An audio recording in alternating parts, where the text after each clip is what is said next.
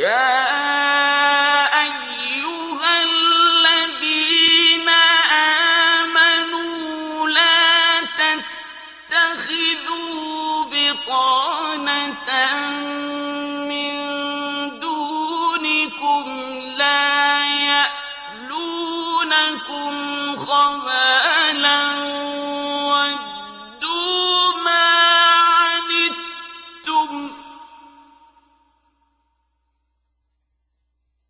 وَدُّوا مَا عَنِتُّمْ قَدْ بَدَتِ الْبَغْضَاءُ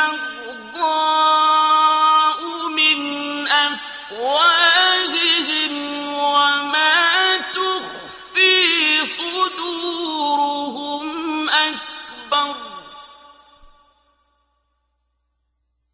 قَدْ بَيَّنَّا لَكُمُ الْآيَاتِ إِن كُنتُمْ تَعْقِلُونَ.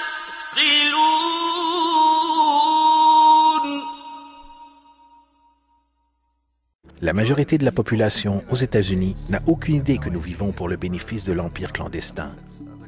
Qu'aujourd'hui, il y a plus d'esclavage dans le monde que jamais auparavant. Donc vous devez vous poser la question, eh bien si c'est un empire, alors qui est l'empereur? Manifestement, nos présidents des États-Unis ne sont pas des empereurs. Un empereur est quelqu'un qui n'est pas élu, ne remplit pas de mandat et ne rend de compte à personne essentiellement. Donc, vous ne pouvez pas étiqueter nos présidents de cette façon. Mais nous avons ce que je considère être l'équivalent d'un empereur. Et c'est ce que j'appelle la corporatocratie. La corporatocratie est ce groupe d'individus qui administrent nos plus grosses corporations. Et ils agissent réellement comme les empereurs de cet empire. Ils contrôlent nos médias, soit par la possession directe ou par la publicité. Ils contrôlent la plupart de nos politiciens car ils financent leurs campagnes, soit au travers de corporations ou des contributions personnelles qui émergent des corporations. Ils ne sont pas élus, ils ne remplissent pas un mandat, ils ne rendent de compte à personne. Et au sommet de cette corporatocratie, vous ne pouvez distinguer si la personne travaille pour une société privée ou le gouvernement, car ils font toujours un mouvement de va-et-vient. Donc, vous avez un type qui est un moment le président d'une grosse société en bâtiment, comme Halliburton, et le moment suivant, il est le vice-président des États-Unis, ou le président qui était dans les affaires du pétrole. Et c'est vrai que vous ayez des démocrates ou des républicains dans l'administration, vous avez ce mouvement de va-et-vient, et dans un sens, notre gouvernement est invisible la plupart du temps, et ses stratégies sont exécutées par nos corporations à un niveau ou à un autre. Et encore une fois, les stratégies du gouvernement sont essentiellement forgées par la corporatocratie et sont alors présentées au gouvernement et deviennent des plans gouvernementaux. Il y a une incroyable relation d'intimité. Ce n'est pas une théorie du complot. Ces gens n'ont pas à se regrouper et comploter pour faire des choses.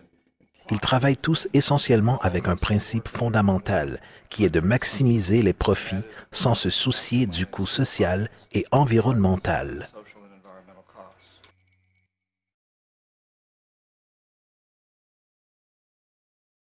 Cette opération de manipulation par la corporatocratie au travers des dettes, corruption et renversement politique est appelée mondialisation.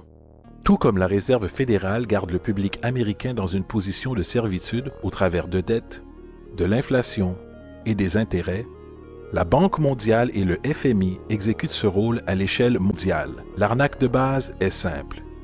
Mettez un pays en dette, vous divisez le peuple en querelle ou en corrompant le chef de ce pays qui impose des conditionnalités ou une politique d'ajustement.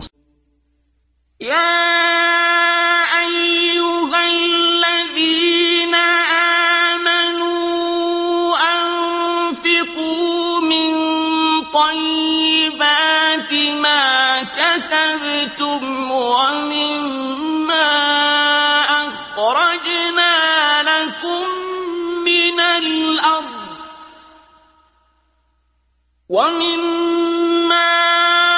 أخرجنا لكم من الأرض ولا تيمموا الخبيث منه تنفقون ولستم بآخذيه إلا أن تغمضوا فيه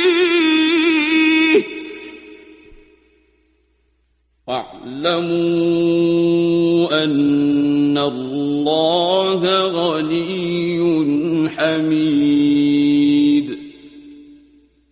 لا للديون يا سيد لن نخوض. لا للديون لا. خبز وماء والديون لا. خبز وماء والديون لا.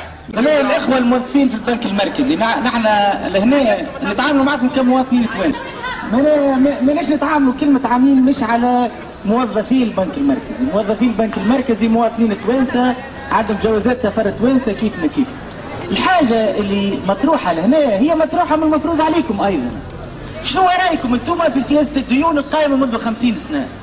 يعني في البرازيل او في فنزويلا موظفين الكبار نتاع البنك المركزي كانوا من ضمن الاطراف والقوى اللي ساهمت في تعديل السياسه النقديه والسياسه الماليه للبلدان. انا نحب نعرف انتم شنو رايكم في سياسه التداول؟ شنو رايكم في الاتفاقيه الاخرانيه في التجاويد؟ هل انتم موظفين كهو تنفذوا ولا عندكم رؤى وجزء من الحراك الاجتماعي اللي صاير في البلاد؟ يعني انتم منفذين ام جزء من العمليه اللي تحب تخلق وضعيه جديده في البلاد؟ هذه مش ثوره فقط من اجل انه كعبتين من الناس يتلموا في بلاصه ويعيطوا شويه شعارات. المطلوب انه نسائلوا السياسات بتاع 50 عام، ومطلوب نتحاوروا في الشيء هذا. سي مصطفى كمال النابلي اللي عاش في امريكا من المفروض يعرف انه سياسات كبيره كيف هكا تفتح عليها حوار وطني. نحن كمواطنين نستحقوا نفس المعامله، معامله نتاع ناس رشد وبالغين يقع التعامل معنا طريقه انه نحكيوا مع بعضنا. علاش وقع عمليه، علاش وقع طلب كميه كبيره من الديون لفتره طويله بالنسبه للحكومه الانتقاليه؟ ما فيها باس. سي مصطفى كمال النابلي يعمل ندوه صحفيه مفتوحه كيف ما يصير في امريكا وين عاش 12 سنه، ويفتح قدام الصحفيين وقدام قوى المجتمع المدني ويصير حوار وطني. علاش عملت هكا؟ والناس تسالوا وتشكك حتى في الشيء اللي يعملوا ويتفتح حوار. علاش لا؟ وانتوما من المفروض انتوما لانكم انتوما مختصين في الاقتصاد ومختصين في المال، انتوما من الناس اللي تقودوا عمليه المراجعه هذه.